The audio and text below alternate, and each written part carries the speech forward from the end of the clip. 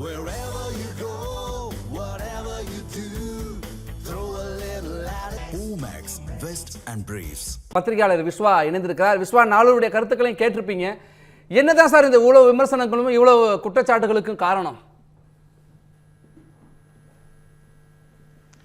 இல்லை, ஒரு புதிய அரசு பதவியேற்றிருக்கிறது. அதுக்கு ஒரு பெரும்பான்மை பற்றவில்லை. ஆனால் தளத்தில் அவர்கள் பெரும்பான்மையை நிரூபித்திருக்கிறார்கள். ஒரு 140 இடங்கள் பெரும்பான்மை நிரூபித்திருக்கிறார்கள். அதற்கு பிறகு அவர்களுக்கு ஒரு நிரந்தரமான அவர்களுக்கான ஒரு சட்டமன்ற உறுப்பினர்கள் தேவை. அது ஒன்று தாவேகா உறுப்பினர்களாக இருக்கலாம், அல்லது அந்த கட்சிக்கு வந்து சேர்ந்த உறுப்பினர்களாக இருக்கலாம். அதற்கான பணிகளை, அதற்கான ஒரு திட்டத்தோடு தாவேகா செயல்பட்டு கொண்டிருப்பதாக பார்க்கிறோம். அதே வேளையில் திமுகவும் அவர்கள் தரப்பிற்கு தாவேகாவிலிருந்து சிலரை இழுப்பதாக குற்றச்சாட்டுகள் எழுந்திருக்கின்றன.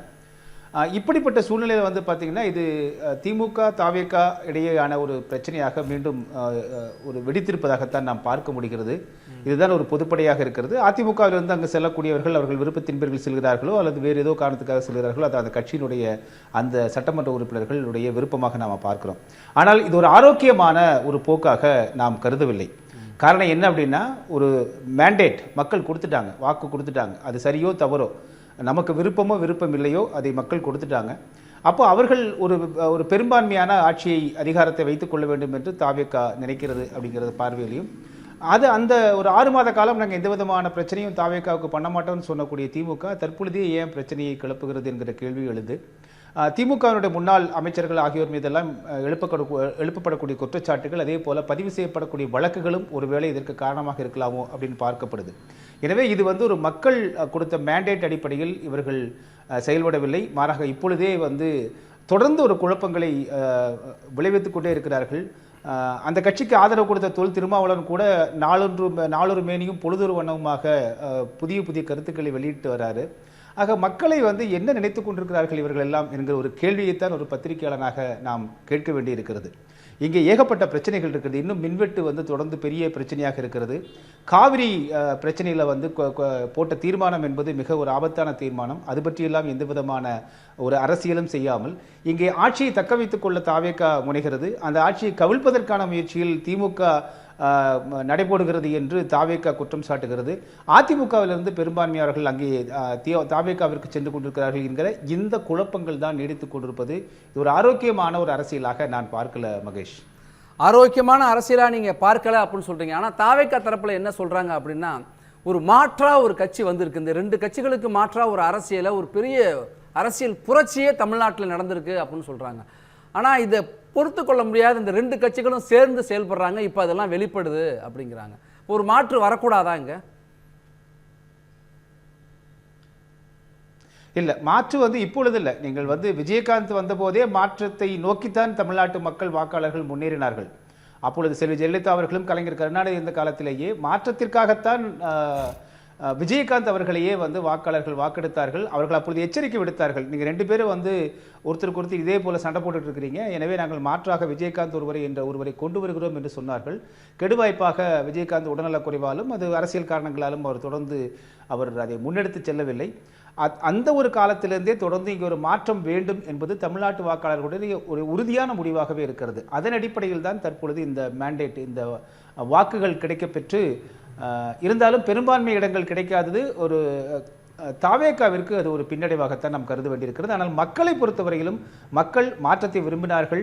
திமுக அதிமுக ஆகிய 2 கட்சிகளும் தொடர்ந்து போட்டி போட்டுக்கொண்டே அவர்கள் பெரிய சலிப்பை வந்து தமிழ்நாட்டு மக்களுக்கும் வாக்காளர்களுக்கும் ஏற்படுத்திட்டாங்க. இது நம்ம வந்து ஏற்றுக்கொண்டு தான் ஆக வேண்டும். அது திமுக காரங்களாக இருந்தாலும் சரி, அதிமுக காரங்களாக இருந்தாலும் சரி, 2 பேரையுமே நீங்கள் அவர்கள் வந்து அகற்றி இருக்கிறார்கள் இந்த தேர்தல். அப்படிங்கும்போது அந்த மேண்டேட்டை மதிக்காம, அப்படின்னா நீங்கள் ஒருவேளை இந்த தேர்தல் திமுகவோ அதிமுகவோ அது நினைக்கிறபடி நடக்கவில்லை, நியாயமாக நடக்கவில்லை என்றால் அது பற்றியெல்லாம் இதுவரைக்கும் எந்த குரலையுமே அதிமுக திமுக நாம் தமிழர் உள்ளிட்ட எந்த கட்சிகளுமே அது எழுப்பல.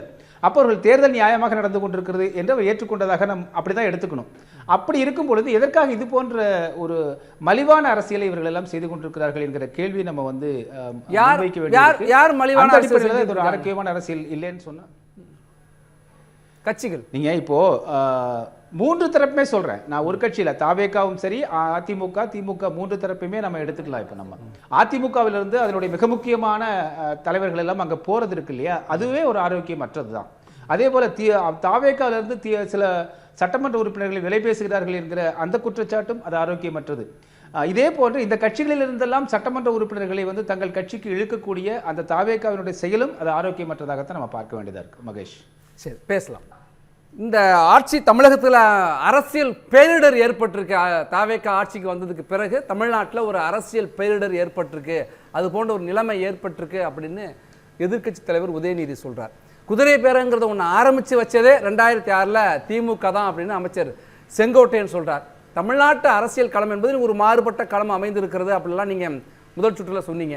இன்றைக்கு இந்த குற்றச்சாட்டுகள் இவர்கள் மறுப்பு எதை வெளிப்படுத்துது சார்? இதெல்லாம்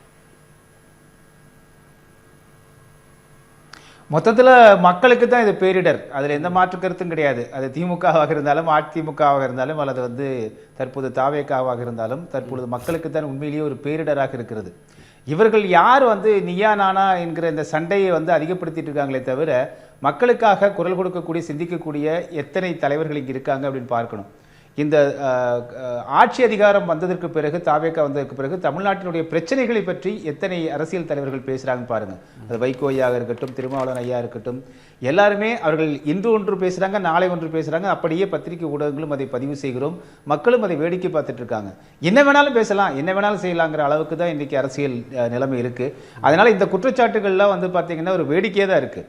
மக்கள் சந்திக்கக்கூடிய பிரச்சனைகளுக்கு என்ன தீர்வு?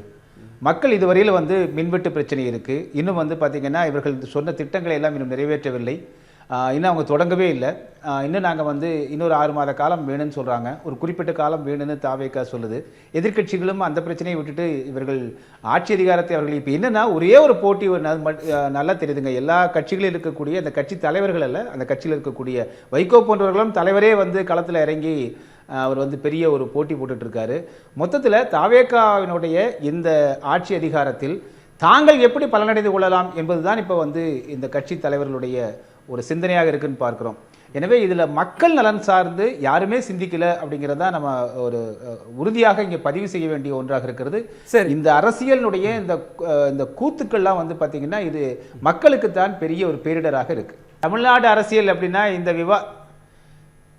தமிழ்நாடு அரசியல் இந்த விவாதம் போல தலைப்புக்கு அப்பாற்பட்டு மக்கள் நலனுக்கு அப்பாற்பட்டு தமிழ்நாடு அரசியல் சென்று கொண்டிருக்கிறது இந்த விவாதம் போலவே.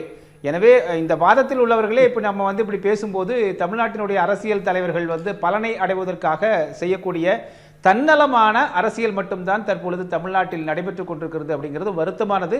இந்த போக்கை தாவேகா முதலமைச்சர் விஜய் அவர்கள் மாற்ற வேண்டும் அப்படிங்கிறத இந்த கோரிக்கையை வச்சுக்கிறோம். இந்த மாதிரி யூஸ்ஃபுல்லான இன்ஃபர்மேஷன்ஸை தெரிஞ்சுக்க தமிழ் ஜனம் சேனலை சப்ஸ்கிரைப் பண்ணுங்க.